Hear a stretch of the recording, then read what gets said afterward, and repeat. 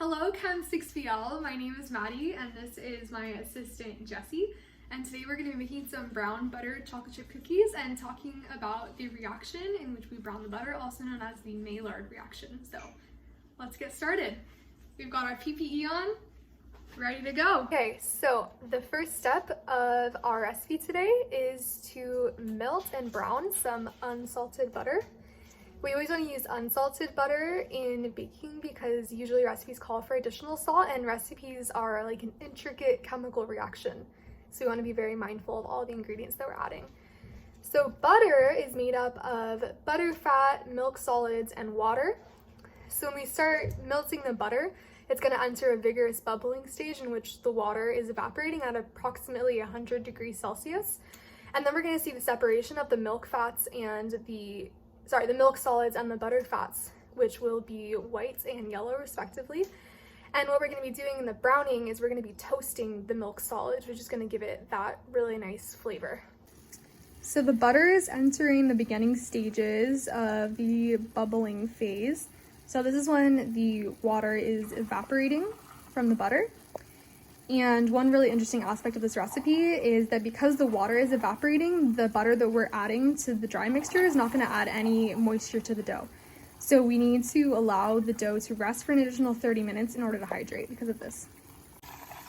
So as you can see, the butter is bubbling a bit more vigorously now, so we're just waiting for all of that water to evaporate and for the milk solids to start to brown. It's important to continuously stir the butter at this stage so that the milk solids don't get stuck at the bottom and start to burn. You can see here the butter has definitely browned, so what I'm going to do is turn off the heat, and we're going to move the butter over to a different container so that it doesn't continue to cook in the hot pot and burn. So you can see that beautiful amber color, and you can't smell it, but it smells very good, like toffee almost. And then here on the bottom of the pan, we can see some of those burnt milk solids that I was talking about. Probably resulted from me not stirring it well enough. So here is the brown butter, and like I said, we moved to a different container so that it would not continue to cook and burn, which would turn it into a somewhat bitter flavor, which we don't want in our cookies. It's also important to let it rest because we don't want to add the eggs to it and then have the eggs cooked and have scrambled eggs in our cookies. So we're going to let this rest for approximately 10 minutes. So basically what occurred in this reaction is that the reactive carbonyl group of lactose, which is a reducing sugar, interacted with the nucleophilic amino group of the amino acid, which in butter specifically is lysine, which is found on the casein molecule, which is the milk solid that we were toasting. So in general, in most dairy products with the Maillard reaction, the carbonyl group will initially be the reducing sugar, lactose, and the amino groups could be derived from either casein or whey proteins, but like I said, in this reaction, it's casein. And specifically with the mechanism, it's multi-step reaction. The first stage of the reaction is a condensation reaction that occurs between that sugar and the amine. The intermediate formed is an imine, which is relatively unstable. So this will undergo rearrangement to form what's called the amidore compounds, which is an amino deoxyketose.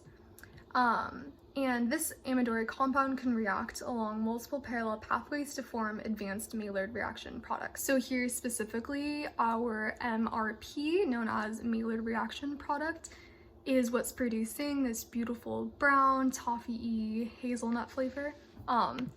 In French, this is known as hazelnut butter, and I'm not going to try to pronounce the French name, but I will show it right here. So in the meantime, while we let it cool, we're gonna get started on the rest of the recipe. All right, going in first, we have 2 cups of flour, 1 teaspoon of baking soda, and just an interesting aside, we just added in some sodium bicarbonate to our reaction mixture, and as we know, this is a base. So the purpose of the baking soda is that it's going to react with the acidic molasses that's in the brown sugar, and basically carry out this chemical reaction that produces carbon dioxide gas that's responsible for the rising of the cookies in the oven. 3/4 teaspoon of salt, 1 cup of packed brown sugar, 1/3 cup of granulated sugar, And now we're gonna add that brown butter mixture. See those milk solids at the bottom there? And now we're going to beat until incorporated.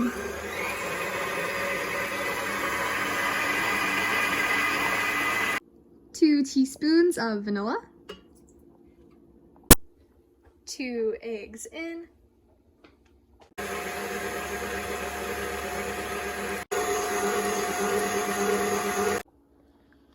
Alright, now that that is well incorporated, we're going to add a little bit of the dry mixture and beat that together.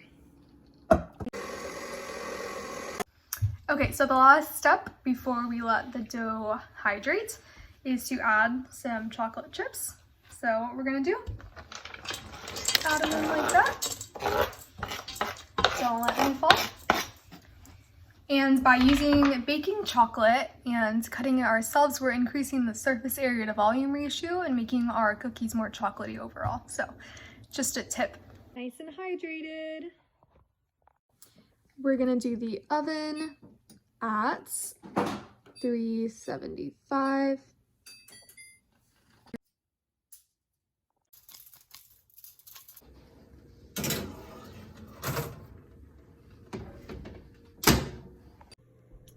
And here is the finished product. Looking so beautiful. Okay, we're gonna taste test the cookies now and see if we can taste that hazelnut butter. Ready? Yeah. Okay.